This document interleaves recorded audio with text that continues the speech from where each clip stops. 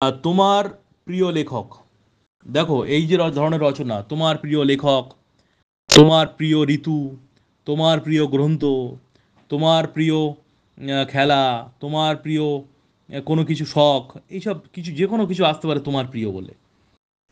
একটা কথা মনে রেখো, এই তোমার প্রিয় কথাটা বলার মানে তোমাকে যেটা খাতায় স্যার দেখতে চায়, যেটা স্যারের দেখা নিয়ম উচিত, যেটা সেটা হলো কেন তোমার প্রিয়। এত বই থাকতে থাকতে কেন বিভূতিভূষণ বন্দ্যোপাধ্যায়ের চাঁদের পাহাড় তোমার প্রিয়? এত লেখক থাকতে থাকতে শরৎচন্দ্র, মানিক বন্দ্যোপাধ্যায়, কাজী নজরুল ইসলাম, বঙ্কিম চট্টোপাধ্যায়, সবাই মাইকেল মধুসূদন দত্ত, সবাই থাকতে থাকতে কেন রবীন্দ্রনাথ তোমার প্রিয়? এই কেনটা তোমাকে লিখতে হবে ওখানে, খাতায় স্যার এটাই খুঁজবে। বাবার নাম এই, মার নাম এই, এই বই লিখেছে, এই করেছে, এই গান গেয়েছে, এইগুলোর থেকে লিখতে হবে কেন। কেন তোমার মনে দাগ কেটেছে, সেটাকেই তুলে ধরতে হবে। এটাই কিন্তু স্যার খাতার মধ্যে খুঁজবে। এই কেন কথাটা 4-5 লাইন অন্তত লিখতেই হবে।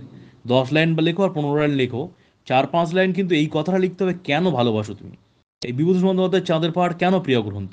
কারণ এই পাহাড়ে বলেছিলাম, এই বইতে যে শঙ্কর আছে সে হচ্ছে বাঙালি, আমাদের মতো বাঙালি, বাঙালি প্রতিনিধিত্ব। শঙ্করের জায়গায় নিজেকে যেন মনে হয় আমি ওখানে আছি, নিজের গর্ব অনুভব হয়। শঙ্কর একজন বাঙালি মায়ের ছেলে, গ্রাম বাংলার ছেলে, মায়ের আঁচলে ধরে যে বড় হয়েছে, যে গ্রামের পাড়ায় পাড়ায় মাটির রাস্তায় ঘুরে বেড়েছে, যে সেই শঙ্কর আজকের বিশ্ব জয় করেছে, হীরের খনির মালিক সে। সেই শঙ্কর রিক্টারভেলস পর্বত অতিক্রম করেছে, কালাহারি মরুভূমি পাহাড় হয়েছে। যেই শঙ্কর না খেয়ে না দিয়ে আজকের বেঁচে ফিরে এসছে, যেই শঙ্কর বুনিপের সাথে যুদ্ধ করেছে, যে শঙ্কর মৃত্যুর মুখ থেকে ফিরে এসছে। সেই জন্য আমার চাঁদের পাহাড় প্রিয় গ্রন্থ, যেটা অন্য কোনো গল্পে এতটা ভালো লাগেনি। আর চাঁদের পাহাড় গল্পে যেমন আনন্দ রয়েছে, যেমন রোমান্টিকতা, যে তেমন নৃশংসতা, তেমন হিংস্রতা, তেমন এই চাঁদের পাহাড় গল্পের মধ্যে একটা রোমাঞ্চ ভাব, ভয়ে ভয়ে কাজ করছে, একটা চোখের সামনে যেন ভাসছে। তো এটাও কিন্তু বলে দিলাম কেন প্রিয় গ্রন্থ। তাহলে এই কথাগুলো বললাম, এগুলো ওখানে লিখবে। আর এখানে যেটা বলেছে তোমার প্রিয় লেখক, তোমার প্রিয় লেখক কেন? রবীন্দ্রনাথ ঠাকুর। ভালোবাসো না এত লোক তো আছে, কেন রবীন্দ্রনাথ প্রিয়? রবীন্দ্রনাথ এই জন্য প্রিয়, দেখো রবীন্দ্রনাথের মতো মহান ব্যক্তিত্ব, ভালো করে শুনবে কিন্তু, রবীন্দ্রনাথের মতো মহান ব্যক্তিত্ব এই পৃথিবীতে না আছে বলে আমার মনে হয় না। কেন মনে হয় না স্যার, এই কথাটা কেন বললেন? কারণ রবীন্দ্রনাথ একাধারে কবি, একাধারে ঔপন্যাসিক, একাধারে নাট্যকার, একাধারে সঙ্গীতজ্ঞ, একাধারে চিত্রকর, সব রবীন্দ্রনাথের মধ্যে রয়েছে। সে কবিতা লিখেছে, সে উপন্যাস লিখেছে, সে নাটক লিখেছে, সে গান লিখেছে, যে ছবি এঁকেছে। কি এমন লোক পৃথিবীতে নেই? এই সমস্ত গুণের অধিকার নেই রবীন্দ্রনাথের মতো, সব আছে তার মধ্যে। তার লেখার মধ্যে কি আছে? অনেক কবি আছে লেখার মধ্যে শুধু প্রকৃতি নিয়ে লিখেছে, অনেক কবি আছে অন্য কিছু লিখেছে। রবীন্দ্রনাথ তার মধ্যে সমাজ আছে, সংস্কৃতি আছে, মানুষের জীবনের প্রতিফলন ঘটেছে। তা রবীন্দ্রনাথের লেখার মধ্যে সমাজ, সংস্কৃতি, মানুষের জীবনের প্রতিফলন ঘটেছে। দেখো জীবনের যে কোনো দিক রবীন্দ্রনাথের লেখা সেখানে ছুঁয়ে গেছে। প্রেম, রবীন্দ্রনাথের লেখা প্রেমের গান আছে। বসন্তকাল গান আছে, শরৎকাল গান আছে, বর্ষাকাল গান আছে, দুঃখ গান আছে, বেদনা গান আছে। রবীন্দ্রনাথের যে কোনো জীবনের যে কোনো সুখ দুঃখ আনন্দ বেদনা প্রেম বিরহ, সব কিছুর মধ্যে রবীন্দ্রনাথের গান কবিতা পাবে। তাই রবীন্দ্রনাথ আমাদের জীবনের রন্ধ্রে রন্ধ্রে রবীন্দ্রনাথ ছুঁয়ে গেছে। তো এই জন্য রবীন্দ্রনাথ ভালো লাগে। এছাড়া তিনি কি বাংলা সাহিত্যে প্রথম নোবেল পুরস্কার পেয়েছে। দেখো রবীন্দ্রনাথের আগে বাংলা সাহিত্যে কে নোবেল পুরস্কার পায়নি, গীতাঞ্জলির জন্য, এটা মনে রাখবে। তার ভাষার যে সৌন্দর্য, ভাষার মধ্যে যে সৌন্দর্য আছে, যে ভাবের গভীরতা, যে মানবিকতা লেখার মধ্যে রয়েছে, যেগুলো অন্য কারোর লেখার মধ্যে দেখি না। তার লেখার মধ্যে ভালোবাসা আছে, প্রকৃতি আছে, মানবিক মূল্যবোধ সুন্দরভাবে ফুটে উঠেছে। তার উপন্যাসের মধ্যে সমাজের বিভিন্ন দিক ফুটে উঠেছে, মনস্তাত্ত্বিক দিক, মনস্তাত্ত্বিক সাইকোলজিক্যাল ব্যাপারটা, মনস্তাত্ত্বিক দিক তার লেখার মধ্যে সূক্ষ্মভাবে রবীন্দ্রনাথ তুলে ধরেছে। তার যে নাটক আছে, সে নাটকের মধ্যে দেখবে সমাজের গভীর দিক, সমাজের বিভিন্ন তাৎপর্যপূর্ণ দিক তুলে ধরেছে। সমাজের বিভিন্ন সম্পর্ক, গরিব দুস্থ মানুষ, রাজা প্রজার মধ্যে সম্পর্ক, এইগুলো তুলে ধরেছে। সমাজের যে বিভিন্ন অসঙ্গতির চিত্র, অসঙ্গতির চিত্র মানে কি? সমাজে ব্রাহ্মণদের যে বিরাট ক্ষমতা, অন্য নিচুতলা মানুষদের ক্ষমতা কম ছিল, নিচুতলা মানুষকে যে কষ্ট দেওয়া, এই যে সমাজের যে অসঙ্গতি, সমাজের মধ্যে যে অন্যায় হচ্ছে কিছু, এগুলোও তিনি সুন্দরভাবে তুলে ধরেছে তার উপন্যাসের মধ্যে। রবীন্দ্রনাথের বই পড়লে মনে হবে না তিনি কখনো সাহিত্যিক, মনে হবে কখনো মনে হবে তিনি দার্শনিক, কখনো মনে হবে তিনি কবি, কখনো মনে হবে তিনি মানে রবীন্দ্রনাথ যেন আমাদের রবীন্দ্রনাথ, সে কখনো আপন মানে পর মনে হয় না। তার ছোট গল্প যদি পড়ো, ছোট ছোট ছোট গল্প যেগুলো আছে, ছোট ছোট গল্প রবীন্দ্রনাথের পড়লে মনে হবে গল্প শেষ হয়েও যেন মনে হলো না হইলো শেষ, অন্তরে অতৃপ্ত রবে সাঙ্গ করি মনে হবে, শেষ হয়েও না হইলো শেষ। এটা রবীন্দ্রনাথের ছোট গল্পের বৈশিষ্ট্য। রবীন্দ্রনাথ নিজে লিখেছে, ছোট গল্পের সংজ্ঞা লিখতে গিয়ে এটা লিখেছে।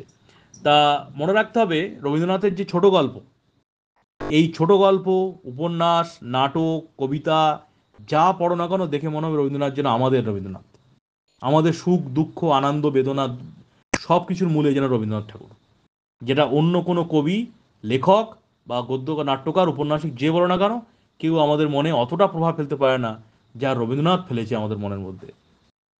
তাই রবীন্দ্রনাথ হলেন আমার প্রিয় কবি, বা এই প্রিয় লেখক বলেছে রচনার মধ্যে প্রিয় লেখক। দেখো লেখক বলেছে বলে আমরা সব কিছু শুনলাম, কিন্তু উপন্যাস, গল্প, কবিতা, নাটক সব।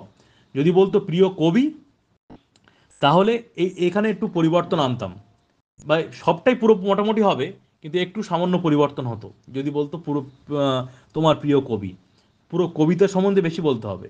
এই উপন্যাস, ছোট গল্প, নাটক এগুলো সম্বন্ধে অল্প বলবে, যে এগুলো তিনি ছুঁয়ে গেছেন, এগুলোর মধ্যেও মানুষের জীবনযাত্রা, আমাদের জীবন তুলে ধরেছেন, তাই রবীন্দ্রনাথ আমার প্রিয় কবি। কিন্তু প্রিয় কবিতাটা ভালো করে লিখতে হবে, যে আমাদের জীবনের প্রত্যেকটা দিকের তার লেখা কবিতা রয়েছে। বসন্ত প্রত্যেক কালের ও জীবনের জীবনের ঋতু, শুধু প্রকৃতির ঋতু না, প্রকৃতির ঋতু তো আছেই, এই গ্রীষ্ম, বর্ষা, শরৎ, হেমন্ত, শীত, বসন্ত। আমাদের জীবনেরও ঋতু আছে। যখন জীবনে আনন্দ হয় বসন্তকালের মতো, জীবনে যখন দুঃখ হয়, জীবনে যখন শুধু দুঃখ, জীবনে যখন প্রচণ্ড জীবনে দুঃখ বেদনা থাকে, সেই সময় মানে কি সেটা আমাদের জীবনে গ্রীষ্মকালের মতো। আবার জীবনে যখন একটা ভালো দিন আসছে বা সুন্দর একটা মুহূর্ত আসছে, সেটা বসন্তকাল হতে পারে, শরৎকাল হতে পারে। আবার জীবনে যেমন রুক্ষ মুহূর্ত, মানে চারিদিকে রুক্ষ ভাব, জীবনে কোনো ভালো কিছু হচ্ছে না, সবই যেদিকে তাকাই সেদিকে যেন শুধু দুঃখ আর দুঃখ বেদনা, সেটা গ্রীষ্মের মতো চারিদিকে মানে ধু ধু করছে। তাহলে আমাদের জীবনের যে ঋতু, সেই প্রত্যেকটা ঋতু কিন্তু রবীন্দ্রনাথের তার লেখনী কলম ছুঁয়ে গেছে। তাই সেই জন্য রবীন্দ্রনাথ আমাদের প্রিয় লেখক, প্রিয় কবি, প্রিয় ঔপন্যাসিক, প্রিয় নাট্যকার। তার নাটক যদি পড়ো দেখতে হবে নাটকের মধ্যে প্রত্যেকটা দিক রবীন্দ্রনাথ ছুঁয়ে গেছে, প্রত্যেকটা দিক। তার রবীন্দ্রনাথ নিজে একজন নাট্যকার, নাটক শুধু লেখেনি, রবীন্দ্রনাথ নিজে নাটকও করেছে। ঠাকুর বাড়িতে যে সমস্ত ঠাকুর বাড়িতে যেসব নাটক হতো, ঠাকুর বাড়িতে রবীন্দ্রনাথের বাড়ি যে ঠাকুর বাড়ি, সেখানে অনেক নাটকে রবীন্দ্রনাথ নিজে নাটক প্রযোজনা করেছে, নিজে নাটকের অভিনয়ও করেছে। তোমরা ইউটিউবে গেলে পুরানো অনেক ভিডিও অডিও দেখতে পাবে, যেখানে রবীন্দ্রনাথের গলা শুনতে পাবে, এবং রবীন্দ্রনাথ নিজের নাটক করছে এমনও কিছু ছোট ছোট পুরনো সাদা কালো ভিডিও দেখতে পাবে, যেখানে নিজের নাটক অভিনয় করছে। তাহলে রবীন্দ্রনাথের কি মানে ছুঁয়ে এমন দিক নেই রবীন্দ্রনাথ ছোঁয়নি। নাটক লিখেছে, কবিতা, উপন্যাস, মানে ছোট গল্প। উপন্যাস মানে মোটা মোটা বই, অনেক দিন লাগে লিখতে। উপন্যাস, ছোট গল্প, কবিতা, ছবি এঁকেছে। তা সেই জন্য রবীন্দ্রনাথ আমার প্রিয়। রবীন্দ্রনাথ সবারই প্রিয় হওয়া উচিত। এমন কোনো দিক নেই যেখানে রবীন্দ্রনাথ ছোঁয়নি। পৃথিবীতে এমন কোনো, আমার জানা নেই আপাতত, পৃথিবীতে এমন কোনো কবি নেই, এমন কোনো লেখক নেই, এমন কোনো ঔপন্যাসিক নেই, এমন কোনো ছোট গল্প নাট্যকার কেউ নেই যে রবীন্দ্রনাথের মতো সব দিক ছুঁয়ে গেছে। সে উইলিয়াম ওয়ার্ডসওয়ার্থ বলো, এই শেক্সপিয়ার বলো, বিদেশি লেখক যারা, কবি যারা আছে, তারা কিন্তু রবীন্দ্রনাথের কবিতা ভালো লিখেছে, তারা কবিতায় বিরাট রবীন্দ্রনাথের মতো। কিন্তু রবীন্দ্রনাথ যেমন নাটক লিখেছে, উপন্যাস লিখেছে, ছোট গল্প লিখেছে, এইগুলো কিন্তু তারা অতটা প্রভাব ফেলতে পারেনি। তাই সেই জন্য রবীন্দ্রনাথ আমার প্রিয়। তাহলে এত কিছু বলে দিলাম রবীন্দ্রনাথ কেন প্রিয়, এটা বলেছি এই মধ্যে। আর বলেছি চাঁদের পাহাড় গল্প, ওই বিভূতিভূষণ বন্দ্যোপাধ্যায় আমার প্রিয় গ্রন্থ কেন, সেখানেও কিছুটা বলেছি প্রথম দিকে। এই দুটো কালকে ভালো করে শুনে নিয়ে ভালো করে খাতায় লিখে নেবে। পরীক্ষায় এরকম করে লিখতে হবে, তবেই কিন্তু ফুল মার্কস। শুধু এখন ভাবে বড় ক্লাসেও, ক্লাস 10-এ মাধ্যমিক পরীক্ষাও যখন দেবে তখনও রচনা যখন লিখবে, এই কথাগুলো মনে রাখতে হবে যেগুলো আমি বলেছি। রচনার মধ্যে স্যার কিন্তু এইগুলো খুঁজবে, এইগুলো দেখতে চায়। এই প্রথাগত রচনা, রবীন্দ্রনাথের বাবার নামে এই, মার নামে এই, আমি কিন্তু বাবার নাম মার নাম নোবেল পেয়েছে কবে কত সালে, তারপরে এই স্যার উপাধি, নাইট উপাধি ত্যাগ করেছে, জালিয়ানওয়ালাবাগের হত্যাকাণ্ডের জন্য নাইট উপাধি ত্যাগ করেছে, বিশ্বভারতী প্রতিষ্ঠা করেছে, এসব কিন্তু আমি বলিনি কিন্তু। এসব বলার প্রয়োজন নেই, কারণ তোমার রচনা বলেছে রবীন্দ্রনাথ তোমার প্রিয় লেখক বা প্রিয় কবি বলেছে। তা তোমার এইগুলো যে বিভূতিভূষণ, এই বিশ্বভারতী প্রতিষ্ঠা করেছে, শান্তিনিকেতন, এইগুলো কিন্তু মুখ্য নয়, গৌণ এগুলো। এগুলো না লিখলেও চলবে। তাহলে স্যার এইগুলো কি লিখবো না?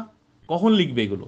ধরো তোমার 10 লাইন 12 লাইন লিখতে বলেছে, তুমি লিখলে 5-6 লাইন, কেন প্রিয় লিখতে পারলে, আর বাকি লিখতে পারছো না, মনে করতে পারছো না।